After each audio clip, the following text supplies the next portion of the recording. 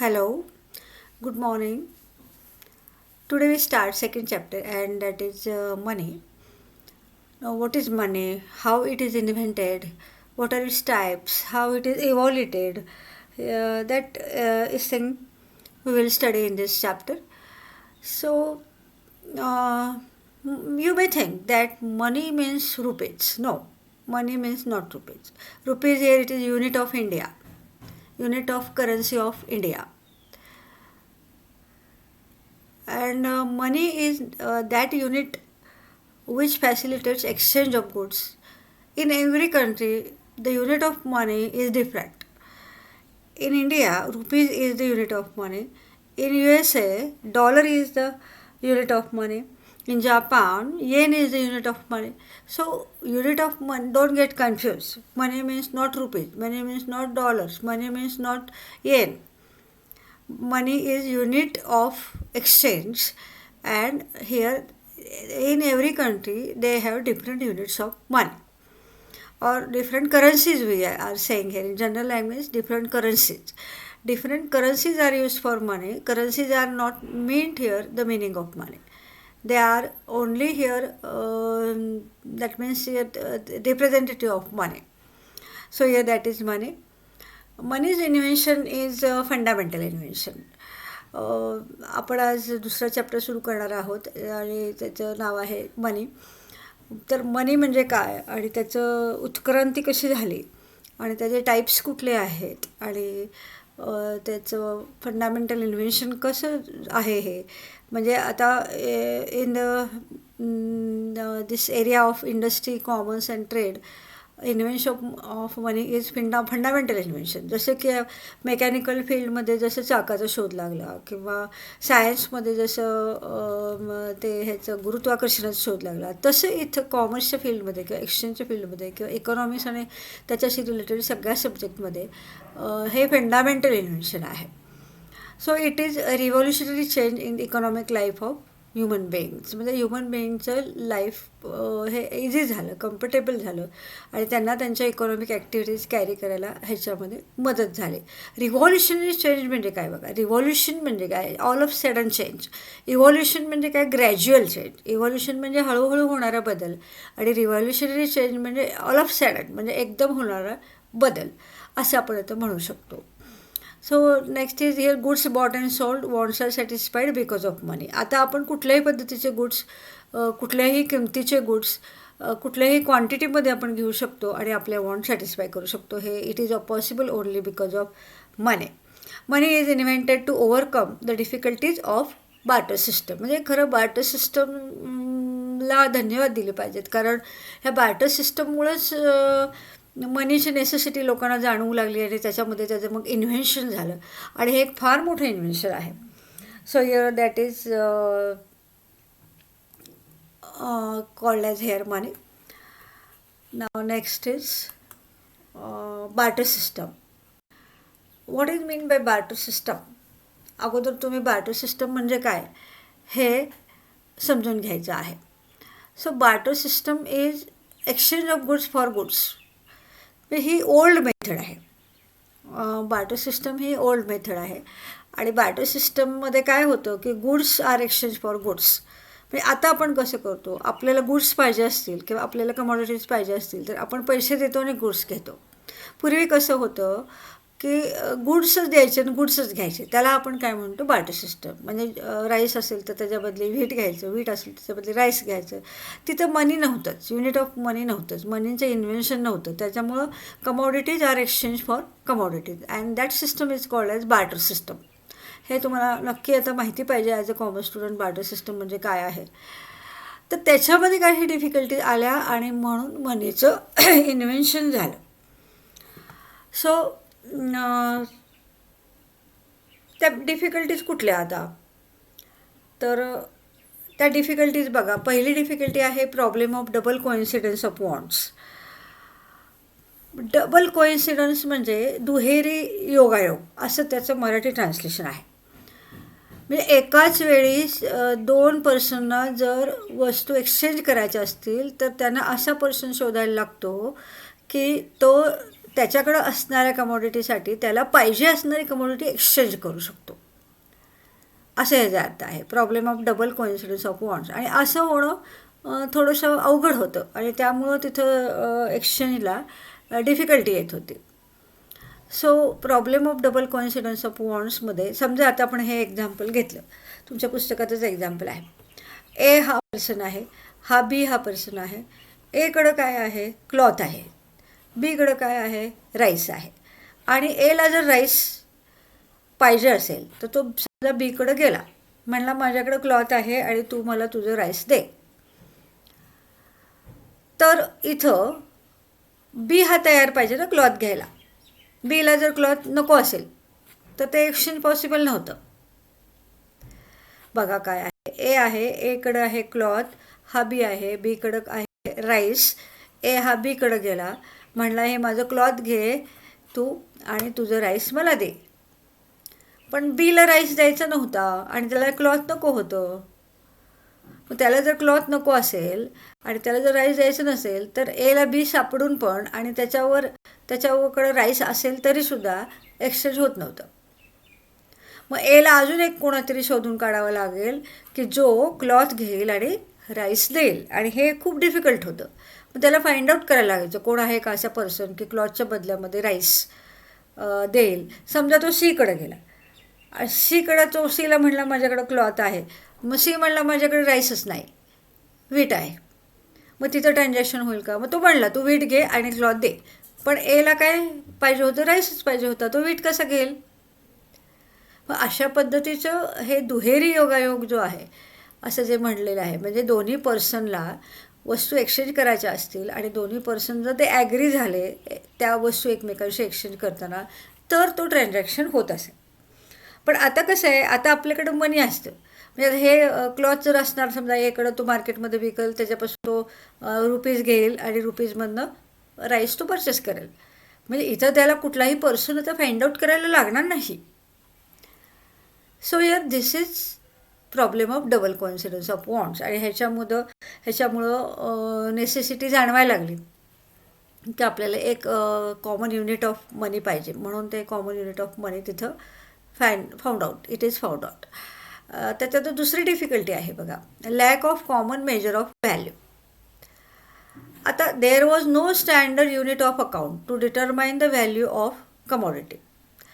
आता बघ तू हे इथं किती क्लॉथ आहेत, 1 2 3 4 5 6 टाईप्सचे तिथं त्याच्यामध्ये मीटर्स ऑफ क्लॉथ आहेत. आणि समजा इथं ह्याच्याकडे एक छोटीशीच बॅग राईस असेल तर हे व्हॅल्युएशन करेक्ट होईल का? नाही होणार.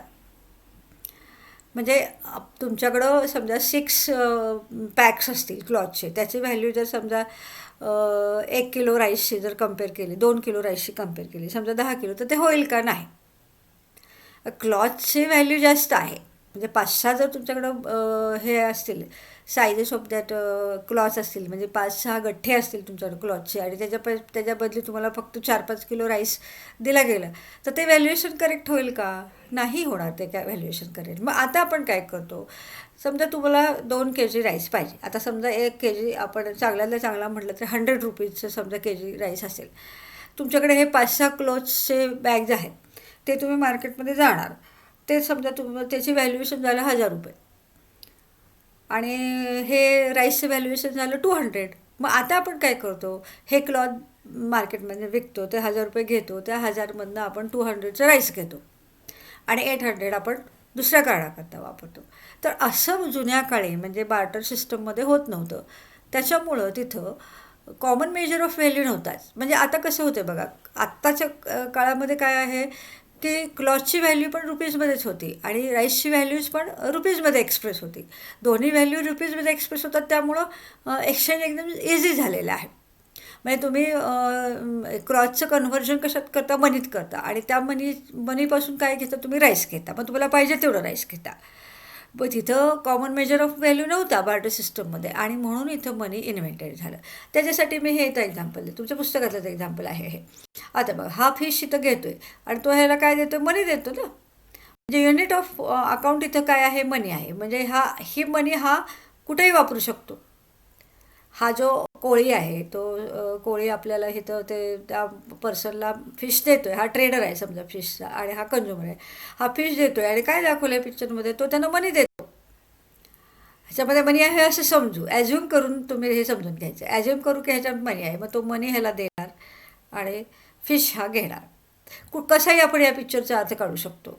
आपण असं पण म्हणू शकतो की तो त्याच्याकडे असणाऱ्या गुड्स ह्याला देतो आणि फिश ह्याला देतो. समजा त्याने गुड्स दिले तरी फिशची व्हॅल्यू त्या गुड्सबरोबर असणार का? नाही. मग हे बार्टर सिस्टमचं पण एक्झाम्पल आहे असं पण आपण म्हणू शकतो, मनीचं एक्झाम्पल आहे असं पण आपण म्हणू शकतो. म्हणजे आपण ह्याच्यात कन्सिडर केलं की ह्या बॅगमध्ये मनी आहे, तर हे आत्ताचं इन्व्हेन्शन ऑफ मनी होईल. समजा या बॅगमध्ये गुड्स आहे असं म्हटलं तर ते बार्टर सिस्टम होईल. गुड्स जर फिश एवढे मोठे गुड्स त्यांनी 4-5 फिश करता दिले तर ते व्हॅल्युएशन बरोबर होणार नाही. So here this is lakh of common measure of value. म्हणजे तिथं कॉमन मेजर ऑफ व्हॅल्यू नव्हता, म्हणजे एक असं युनिट नव्हतं कॉमन की ज्याच्यामध्ये तुम्ही त्याचं व्हॅल्यू एक्सप्रेस करू शकाल. मग आता ते आहे त्याच्यामुळे आता आपल्याला काहीच प्रॉब्लेम नाही, पण बार्टर सिस्टममध्ये हे डिफिकल्टी फेस करावे लागत होती. त्याच्यानंतर तिसरा पॉईंट आहे बघा, difficulty in storage of goods. आता फ्युचरसाठी गुड्स स्टोअर करणं हे खूप कठीण होतं. Storing goods for future consumption. म्हणजे आता समजा मी तुम्हाला आपल्या मागच्या उदाहरणात बघा आहे तर मी काय म्हटलं होतं तुम्हाला, तुम्ही हे 5-6 तुमचे बॅग ऑफ क्लॉथ विकले आणि तुमच्यापासून 1,000 रुपये मिळाले. 1,000 रुपये मिळाल्यावर तुम्ही 200चे राईस घेतले, उरले किती? 800. मग 800 तुम्ही स्टोअर करू शकता. आत्ताच्या काळामध्ये स्टोअर करू शकता फ्युचर कन्झम्पशनसाठी. म्हणजे 800मधनं परत फ्युचरमध्ये जाऊन तुम्ही राईस तिथं परचेस करू शकता.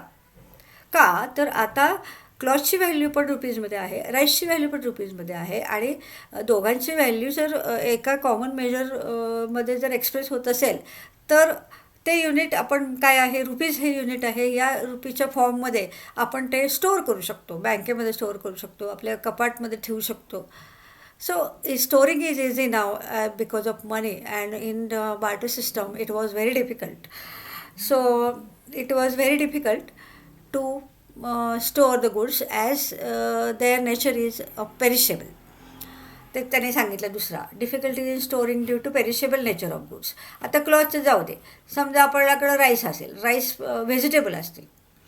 समजा आपण राईस घेतला आणि व्हेजिटेबल दिले आणि समजा तो तयार झाला, पुढचा माणूस हे एवढं व्हेजिटेबल द्यायला 10 किलोपासून तयार झाला तर आपण त्याला म्हणलं की बुवा आम्ही हे थोडं निम्मं देतो, तू व्हेजिटेबल दे. त्याच्यासाठी सुद्धा तो तयार झाला. पण ठीक आहे, तुमचं निम्मं हाफ राईस मला द्या, मी एवढं व्हेजिटेबल देतो. मग हाफ राईस तुम्ही किती दिवस स्टोअर करू शकणार? हाफ राईस तुम्ही किती दिवस स्टोअर करू शकणार? जास्तीत जास्त 6 महिने, वर्षभर. त्याच्या पुढं ते स्टोअर करू शकत नाही, कारण ते राईस डॅमेज व्हायचं पॉसिबिलिटी असते. आता आपण कसं करतो आहे, राईस विकतो आणि त्याचे पैसे घेतो आणि त्याच्यापासून व्हेजिटेबल घेतो.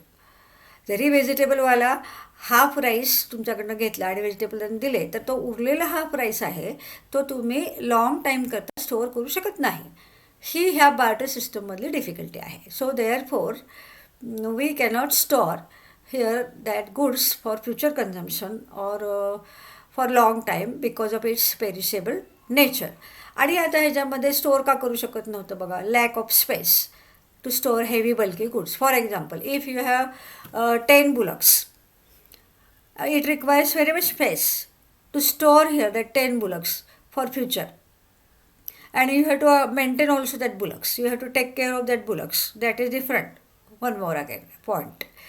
But when you have wealth in the form of animals, in the form of heavy bulky goods, suppose if you have agricultural equipments and there is no money, and if you want to store here that agricultural equipments for long time, then you cannot store. Why? Because you know that agricultural equipments are very heavy and they are bulky, and it requires very much space. So if you have space, then only you can store, otherwise you cannot store. So this difficulty is solved by money. Now what we will do, that agricultural equipments we will sell, we will make it, we will change the form of that wealth in the form of rupees, and that rupees we can use for future. So here that is difficulty in store of goods. This is third difficulty. Now fourth is indivisibility of certain goods. Now we can purchase, nowadays we can purchase smallest quantity with the help of money. Suppose if you want to purchase 5 kg rice, you can purchase 4 kg, you can purchase up till 500 gram, 100 gram, you can purchase.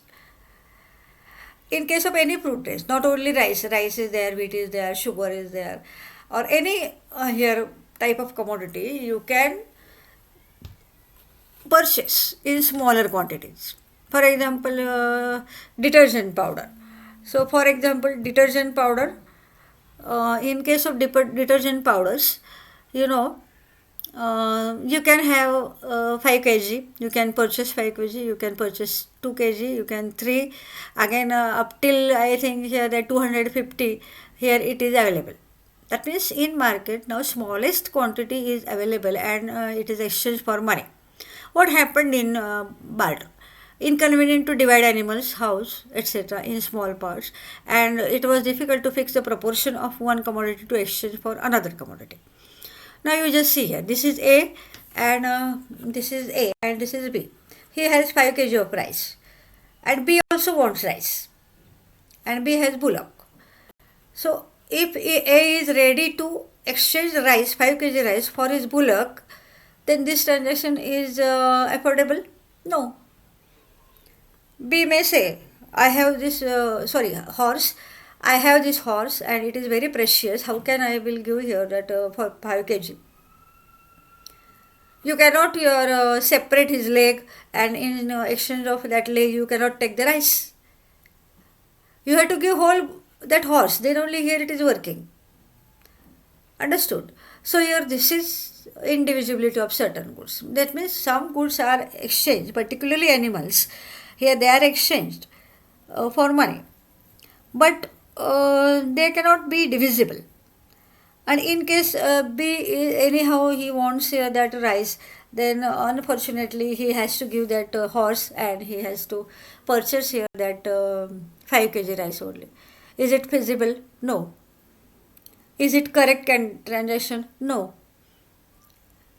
तर इथं आपण ज्या goods exchange होतो barter सिस्टममध्ये, तर काही गुड्सच्या exchange करण्यामध्ये त्यांचं डिव्हिजन होत नव्हतं, म्हणजे त्यांना सेपरेट करता येत नव्हतं, आणि त्याच्या बदली तुम्हाला फूड ग्रेन्स किंवा दुसरं काही पाहिजे असेल तर ते घेता येत नव्हतं. आता समजा इथं हॉर्स आहे बीकडं, एकडं आहे राईस 5 के जी.